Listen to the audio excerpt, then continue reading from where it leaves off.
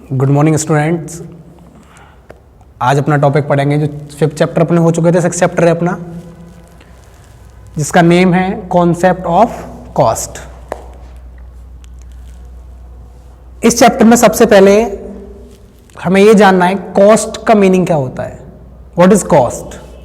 Cost समझिए, cost refers to expenditure incurred on, ध्यान रखना है इस बात को, expenditure incurred on inputs to produce output of a commodity. किसी भी कमोडिटी के आउटपुट को प्रोड्यूस करने के लिए जो इनपुट्स इंगेज किए जाते हैं, इनपुट्स लगाए जाते हैं, उन इनपुट्स पर हमें कुछ ना कुछ कॉस्ट वियर करनी पड़ती है, इनकर्ड करनी पड़ती है।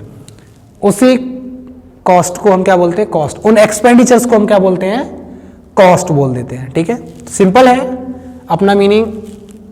Cost refers to expenditure incurred on inputs to produce output of a commodity. यहां तक क्लियर हुआ? नेक्स्ट पढ़ते हैं कॉस्ट फंक्शन। कॉस्ट को थोड़ा और एलेबोरेट कर देता हूं मैं, एक्सप्लेन कर देता हूं। जैसे फॉर एग्जांपल हम ब्रेड का एग्जांपल ले लेते हैं ना, ब्रेड बना रहे हैं। ब्रेड बनाने के लिए जो भी इनपुट्स चाहिए, ब्रेड बनाने के लिए हमने कोई लैंड ले रखी होगी, उसका रेंट, भाई हायर कर रखी है कोई बिल्डिंग तो उसका रेंट। ब्रेड बनाने के रॉ मटेरियल चाहिए, वो लेबर, रॉ मटेरियल हमने कहीं पेमेंट किया है, वेजेस दे रखी होगी लेबर को, सैलरी दे रहे होंगे परमानेंट स्टाफ को। तो उन सभी एक्सपेंडिचर्स को जब हम ऐड कर देंगे तो हमें क्या मिल जाएगी? उस ब्रेड कमोडिटी की, यानी जो कि कमोडिटी, उसकी हमें कॉस्ट आ जाएगी, है ना।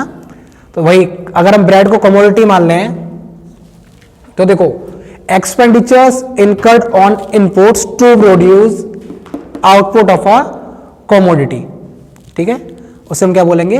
कॉस्ट बोलेंगे। नेक्स्ट आता है कॉस्ट फंक्शन। नेक्स्ट टॉपिक क्या है? Cost function. Cost function explains functional relationship between cost and output. Cost, मैं जिस बात पर इंसिस्ट कर रहा हूं वहां पे आपको ज्यादा ध्यान देना है। कॉस्ट एंड आउटपुट, इनके बीच जो फंक्शनल रिलेशनशिप एक्सप्लेन करता है उसे हम बोलते हैं cost function.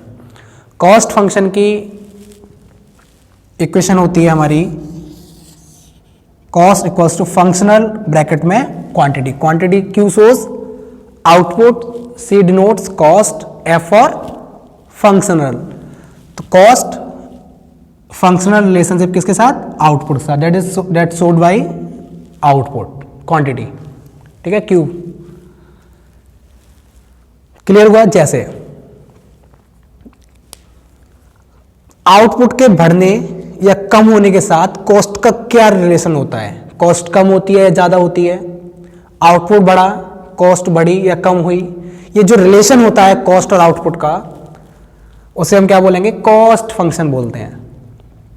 Okay, cost function explains functional relationship between cost and output, that's it. Next topic देखते हैं अपना concept of cost, component of cost. हमने क्या कवर कर लिया? कॉस्ट का मीनिंग कवर कर लिया, कॉस्ट फंक्शन कवर कर लिया। अब हमारा है थर्ड टॉपिक है कंपोनेंट ऑफ कॉस्ट। कॉस्ट के कितने कंपोनेंट होते हैं? कॉस्ट के 2 कंपोनेंट होते हैं। First one is explicit cost, second one is implicit cost.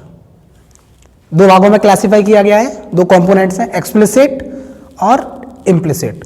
Cost आपको पता है, जो भी मनी एक्सपेंडिचर्स हैं आउटपुट को प्रोड्यूस करने में, उसको हम बोलते हैं कॉस्ट। अब कॉस्ट को 2 कंपोनेंट्स हैं, explicit, another one is implicit. Explicit cost क्या होती है? It refers to money expenditure on purchasing और हायरिंग इनपुट्स। ऐसे इनपुट्स जिनको हम परचेज करते हैं या हायर करते हैं। इसको अंडरलाइन कर लेना। परचेजिंग और हायरिंग इनपुट्स, परचेजिंग और हायरिंग इनपुट्स पर जो भी हम मनी एक्सपेंडिचर करते हैं उनको हम क्या बोलते हैं, एक्सप्लिसिट कॉस्ट का भाग बना देते हैं। ठीक है, देखिए एक्सप्लिसिट कॉस्ट क्या, ऐसी कॉस्ट, ऐसे मनी एक्सपेंडिचर्स जिनका पेमेंट हमें किसी आउटसाइडर को करना पड़ता है। जैसे मान लेते हैं मिस्टर ए हैं, ये मिस्टर ए कोई अपना व्यापार करते हैं, बिजनेस करते हैं, या कोई कमोडिटी मैन्युफैक्चरिंग का इनका बिजनेस है, और ये अभी रिसेंट वाला अपना एग्जांपल ले लेते हैं, ब्रेड मैन्युफैक्चरिंग का इनका काम है। इन पे इनको लेबर हायर करनी पड़ती है, तो इस लेबर का वेजेस या सैलरी, रॉ मटेरियल परचेज किया तो इन्हें रॉ मटेरियल का पेमेंट भी इन्हें बाहर देना पड़ेगा। वो रॉ मटेरियल का जो पेमेंट होगा वो भी हमारी एक्सप्लिसिट कॉस्ट हो जाएगी। देखो EX लर्न करने का तरीका, X मतलब आउटसाइडर।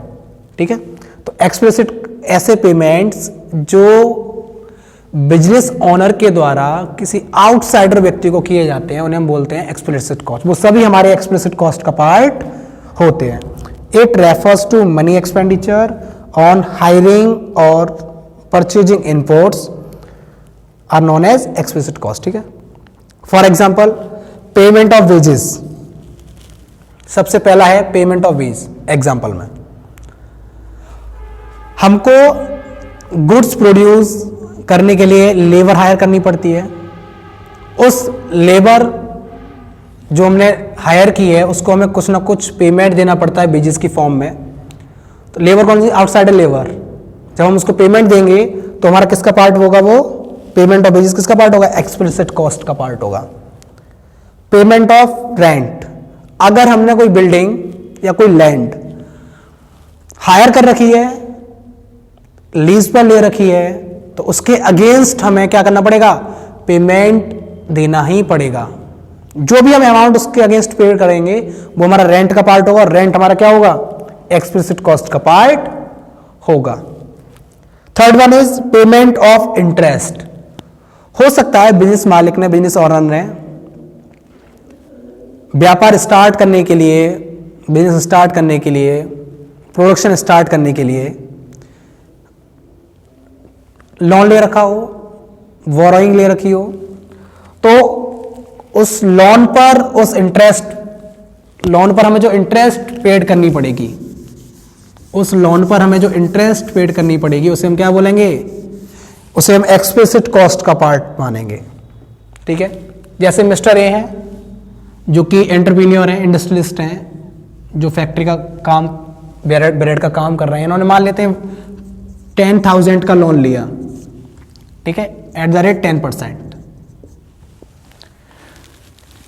10,000 का लोन लिया एट द रेट 10%, तो इंटरेस्ट बनी लगभग हमारी अबाउट 1,000, ठीक है, पर एनम से था।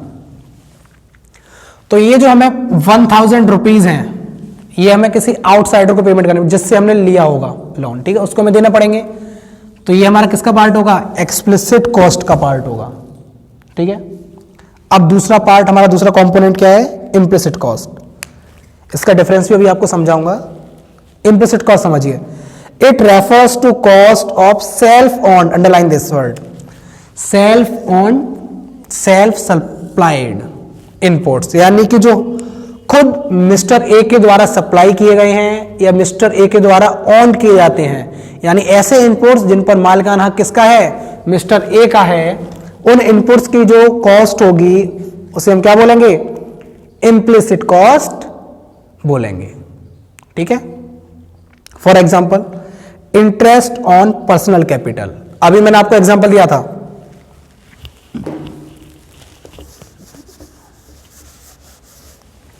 देखिए एग्जाम्पल ले लेते हैं ना, इधर इस कॉर्नर साइड एग्जाम्पल ले लेते हैं।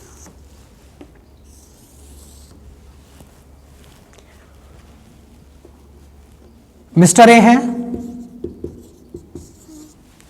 जो कि मैन्युफैक्चरर हैं, ये कौन है, मैन्युफैक्चरर।